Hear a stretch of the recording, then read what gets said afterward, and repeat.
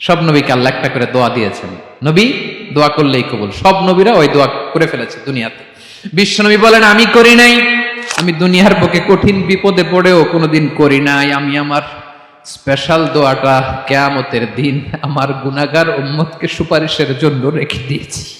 আজকে আমি তোমার দরবারে দাঁড়িয়ে কিয়ামতের দিন ওই দোয়াটা করছি, আল্লাহ আমার যে উম্মতের হৃদয়ে যাররা পরিমাণ ঈমান আছে, আমার একটা উম্মতকেও তুমি জাহান্নামে ঢুকাতে পারবা না। বিশ্বনবী একবার ছাগলের রান খাচ্ছিলেন, খেতে খেতে বিশ্বনবী বলেন আনা সাইয়্যিদুন নাস ইয়াউমাল কিয়ামা, আমি কিয়ামতের দিন সর্বশ্রেষ্ঠ হব, মানুষের মধ্যে সর্বশ্রেষ্ঠ সেরা আমি বিশ্বনবী। আলহামদুলিল্লাহ পড়েন। বিশ্বনবী বলেন সেদিনটা বড্ড ভয়ঙ্কর, সেদিন কেউ কারো কোনো উপকারে আসবে না, বন্ধু বন্ধুর কাজে আসবে না, স্ত্রী স্বামীর উপকারে আসবে না, স্বামী স্ত্রীর উপকারে আসবে না, পীর সাহেব মুরিদরে বাঁচাতে পারবে না, মুরিদ পীর সাহেবরে বাঁচাতে পারবে না, নেতা কর্মীর পরিচয় দিবে না, কর্মী নেতার পরিচয় দিবে না, ভাই বোনকে চিনবে না, বোন ভাইকে চিনবে না, বাবা তার সন্তানকে চিনবে না, মেয়েকে দেখে মা দৌড়ে দৌড়ে পালাবে। বড্ড ভয়ঙ্কর দিন। বিশ্বনবী বলবেন জমিনটা এখনকার মতো থাকবে না, পুরো জমিনটা সমান হয়ে যাবে, ফ্ল্যাট। এখন তো গোল, তখন ফ্ল্যাট। সবাই এক জমিনের উপরে দাঁড়াবে, সূর্যটা মাথার কাছে চলে আসবে, সূর্যের গরমে মানুষের মাথার মগজ গলে গলে কানের ছিদ্র নাকের ছিদ্র দিয়ে বেয়ে বেয়ে পড়বে। সবাই হয়রান পেরেশান ক্লান্ত শ্রান্ত। মানুষগুলো বলবে বাঁচার কোনো উপায় নাই।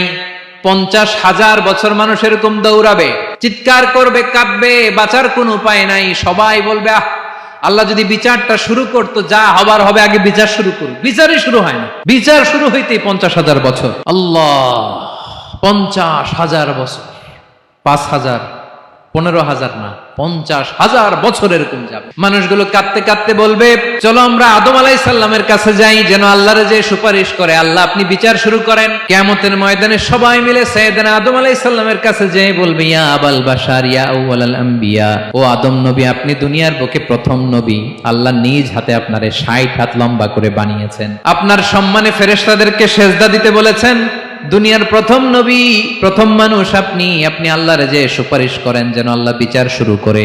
আদম আলাইহিস সালাম বলবেন আমি পারবো না, কারণ আল্লাহ আমাকে একটা নিষিদ্ধ গাছের কাছে যেতে নিষেধ করেছিল, আমি ভুল করে এই গাছের ফল খেয়েছি। নাফসি নাফসি, আজকে আমার কি হবে আমি জানি না, আমি বড় লজ্জিত। আমারে যদি আল্লাহ জিজ্ঞেস করে কেন খাইছিলাম, আমার কোনো উত্তর নাই, তোমারে বাঁচামো কেমনে আমি? নবীরা থারথার করে কাঁপবে সেদিন। আদম আলাইহিস সালাম বলবেন আমি পারবো না, মাফ করো আমাকে, আমি পারবো না। ওই যে ভুল করে গন্ধম খেয়ে ফেলেছি, নিষিদ্ধ গাছের ফল খেয়ে ফেলেছে, আমি বড় লজ্জিত অনুতপ্ত, আমি পারবো না। আজকে আল্লাহ এত রাগান্বিত হয়েছে, আগে কখনো আল্লাহ এত রাগান্বিত হয় নাই, ভবিষ্যতে আল্লাহ কখনো এত রাগান্বিত হবে না। আমি পারবো না, এক কাজ করো তোমরা নূহ আলাইহিস সালামের কাছে যাও। কোন নবী? লোকেরা এবার পাগলের মতো দৌড়াতে দৌড়াতে আল্লাহর নবী নূহ আলাইহিস সালামের কাছে যেয়ে বলবে ইয়া নবী আল্লাহ নূহ আনতা আউয়ালুর রুসুলি ফিল আরদ, আপনি জমিনে প্রথম রাসূল। আদম আলাইহিস সালাম নবী ছিলেন, রাসূল ছিলেন না, এই দুনিয়ার বুকে প্রথম রাসূল ছিলেন আল্লাহর নবী নূহ আলাইহিস সালাম। সবাই বলবে ও নবী আল্লাহ নূহ, রাসূল আল্লাহ নূহ, আল্লাহ আপনাকে আবদান শাকুরা, শুকর গুজার বান্দা বলে কোরআনে বলেছে। কোরআনে নূহ আলাইহিস সালামের নামেও সূরা আছে না নাই? আপনি আল্লাহর প্রিয় বান্দা, প্রিয় রাসূল।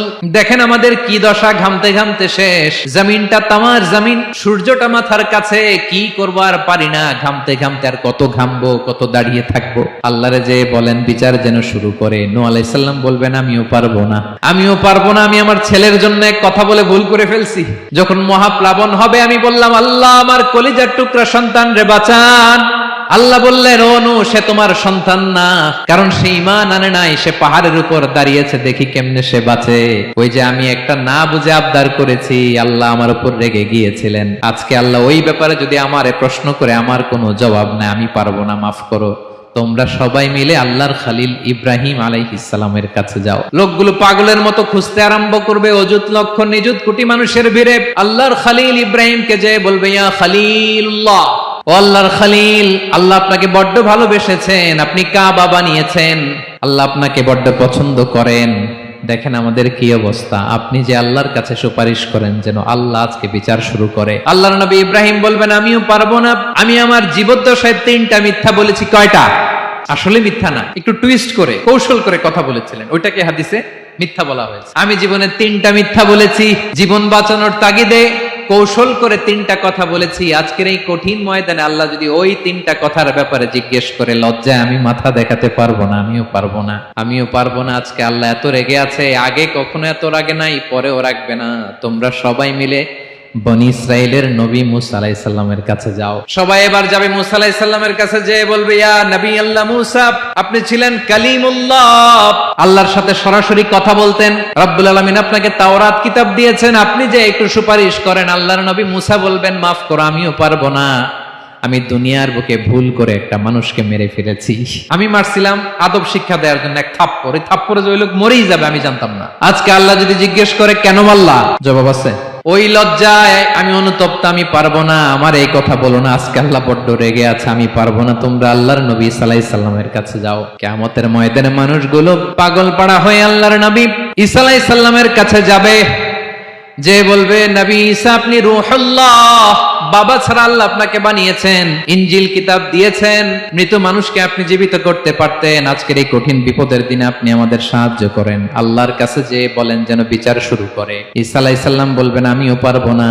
ইন্নী উবিদতু মিন দুনিল্লাহ, আমার উম্মত খ্রিস্টানেরা আল্লাহরে বাদ দিয়ে আমি ঈসার ইবাদত করেছে। আমার মা ম্যারি আর আমাকে ডাকতো জেসাস ক্রাইস্ট, আমার ইবাদত করেছে। যদিও আমি আমার ইবাদত করতে বলি না, ঈসা আলাইহিস সালামও ইবাদত করতে বলেছেন একজনের, তিনি কে?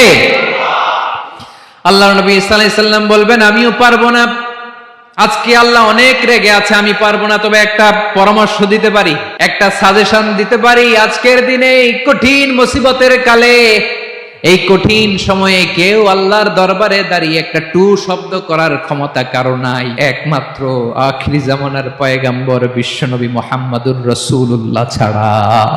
মানুষগুলো এবার আগুনের মধ্যে পানি দিলে যেমনি আগুন নিভে যায়, দাউ দাউ করা হৃদয়ে জ্বলন্ত আগুন তাদের ঠান্ডা হবে। কিয়ামতের ময়দানে ওই বিভীষিকাময় সময়ে, মুসিবতের কালে মানুষগুলো পাগল হয়ে বিশ্বনবীকে খুঁজতে আরম্ভ করবে। সবাই মিলে বিশ্বনবীর কাছে যেয়ে বলবে, ইয়া রাহমাতাল লিল আলামিন, ইয়া খাতামান নবিয়্যিন, রাহমাতাল লিল আলামিন। দেখেন আমাদের কি অবস্থা, কি কঠিন বিপদে আমরা আছি, দাঁড়াতে পারি না, সূর্যের আলোতে ঘেমে হয়রান। আজকে কেউ সুপারিশ করতে পারবে না। সব নবীরা অপারগতা স্বীকার করেছে, তারা বলেছে আপনি ছাড়া কেউ নাকি আল্লাহর সামনে দাঁড়াতে পারবেন না, আপনি একটু সুপারিশ করেন। বিশ্বনবী বলবেন, আসো আসো, আজকের দিনে আমি ছাড়া আল্লাহর সামনে কেউ দাঁড়াতে পারবে না। বিশ্বনবী মাকামে মাহমুদে যে আল্লাহু আকবার বলে সিজদায় লুটিয়ে পড়বেন। আল্লাহ রাব্বুল আলামিন বিশ্বনবীকে এমন কিছু চমৎকার শব্দ শিখাবেন, ওই শব্দগুলো দিয়ে আল্লাহর প্রশংসা করে বিশ্বনবী কাঁদতে আরম্ভ করবেন। বিশ্বনবী এমন ভাবে অজর দ্বারায় সিজদায় লুটিয়ে পড়ে কাঁদবেন, রব্বুল আলামিনের রহমতের দরিয়ায় জোশ লেগে যাবে। রব্বুল আলামিন এই দৃশ্য থেকে সহ্য করতে পারবেন না। রব্বুল আলামিন বলবেন, ইয়া মুহাম্মদ ইরফা রাসাক, ও নবী আপনি মাথা তোলেন, আপনার কান্না আমি সহ্য করতে পারি না। নবী আপনি মাথা তোলেন, সাল তুতা, আজকে আপনি যা চাবেন তাই দেব। নবী আপনি সিজদা থেকে মাথা তুলেন, সাল তুতা। বিশ্বনবী এবার মাথা তুলবেন। যে বিভীষিকাময় সময়ে প্রত্যেক নবী বলেছেন আমি পারবো না, প্রত্যেক নবী বলেছেন নাফসি নাফসি, আমার কি হবে আমি জানি না, আল্লাহ আমারে বাঁচাও। প্রতিটি নবী বলবে নাফসি নাফসি, আল্লাহ তুমি আমারে বাঁচাও, আমারে বাঁচাও। বিশ্বনবী মাথা তুলবেন, তুলে বলবেন রব্বি হাবলি উম্মতি, আল্লাহ তুমি আমার গুনাহগার উম্মতকে বাঁচাও। এই দুনিয়ার বুকে রব্বুল আলামিন সব নবীকে একটা করে দাওয়া মুস্তাজাবা দিয়েছেন, মানে যে দোয়া করলে কবুল হয়ে যায় সাথে সাথেই। দাও বিহা, দুনিয়ার সব নবীরা ওই দোয়াটা দুনিয়ায় করে ফেলেছে। সব নবীকে আল্লাহ একটা করে দোয়া দিয়েছেন, নবী দোয়া করলেই কবুল। সব নবীরা ওই দোয়া করে ফেলেছে দুনিয়াতে। বিশ্বনবী বলেন আমি করি নাই। ওয়া ইন্নী আখতাবিউ দাওয়াতি শাফাআতান লি উম্মতি ইয়াউমাল কিয়ামাহ, আমার ওই স্পেশাল দোয়াটা আমি দুনিয়ার বুকে কঠিন বিপদে পড়েও কোনোদিন করি নাই। আমি আমার স্পেশাল দোয়াটা কিয়ামতের দিন আমার গুনাহগার উম্মতকে সুপারিশের জন্য রেখে দিয়েছি। আল্লাহ বলবেন নবী ইরফা রাসাক, মাথা তোলেন, আর কাটবেন না। বিশ্বনবী মাথা তুলবেন। আল্লাহ বলবেন সাল তুতা, আপনি যা চাবেন তাই দেব। ওয়াশফা তুশাফা, সুপারিশ করেন, সুপারিশ কবুল করব। বিশ্বনবী বলবেন আল্লাহ ওই স্পেশাল দোয়াটা দুনিয়াতে করি নাই, আজকে আমি তোমার দরবারে দাঁড়িয়ে কিয়ামতের দিন ওই দোয়াটা করছি। আল্লাহ আমার যে উম্মতের হৃদয়ে যাররা পরিমাণ ঈমান আছে, আমার একটা উম্মতকেও তুমি জাহান্নামে ঢুকাতে পারবা না। বিশ্বনবী পাগলের মতো একবার হাউজে কাউসারে যাবেন, একবার সিরাতে যাবেন, একবার পুলসিরাতের দিকে, একবার হাউজে কাউসারের দিকে পাগলের মতো দৌড়াতে থাকবেন, তার কোন গুনাহগার উম্মত যাতে জাহান্নামে ঢুকে না যায়। সেদিন কেউ সুপারিশ করতে পারবে না বিশ্বনবী ছাড়া। এজন্য 5 নম্বর আল্লাহ বললেন, মান যাল্লাযী ইয়াশফাউ ইনদাহু ইল্লা বিইযনিহি। কার সাহস আছে, কার এত বড় বুকের পাটা কিয়ামতের কঠিন দিন আল্লাহর সামনে দাঁড়িয়ে সুপারিশ করবে?